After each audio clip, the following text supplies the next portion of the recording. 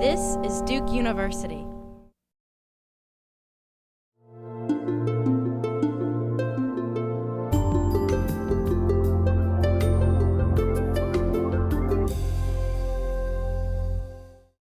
So my name is Alix Blair. I am a second year at the Nicholas School for the Environment, getting my master's in environmental management.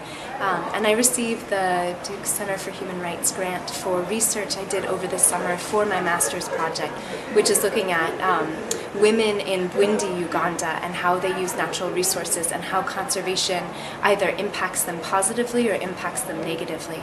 And so Bwindi, the protected area of Bwindi Impenetrable Forest, is home to approximately half of the world's remaining endangered mountain gorillas, but it also has some of the highest population density in Uganda and some of the highest poverty.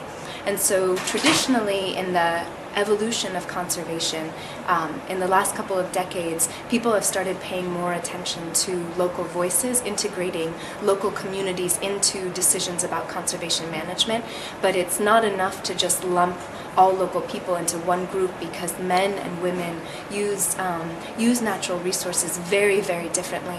And in most developing countries, women are the farmers as well as the caretakers of the family. And so they're moving in the environment very differently than men are.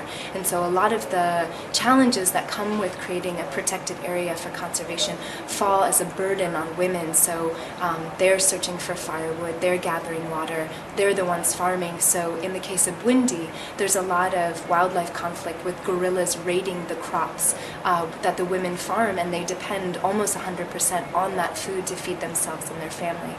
And so I was investigating how local women feel about conservation and how it's good or bad for them. So I visited 11 villages along the protected area, and I interviewed 36 women. I had a semi-structured questionnaire, so some very specific questions and some open-ended questions, divided into 3 sections. So looking at demographics, so how old are you, how many children do you have, looking at activity mapping and livelihood, so how long does it take to get firewood, where do you go to get water, do you feel safe? And then the bulk of my questions were looking at conservation value. Do you value the gorilla? Do you value the park besides the gorilla?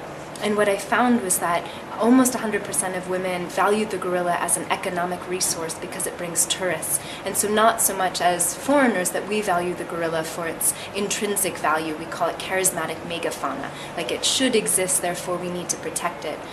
Whereas for local women living in that area, the gorilla is a threat to their livelihood, but they value the park for rain and for wind.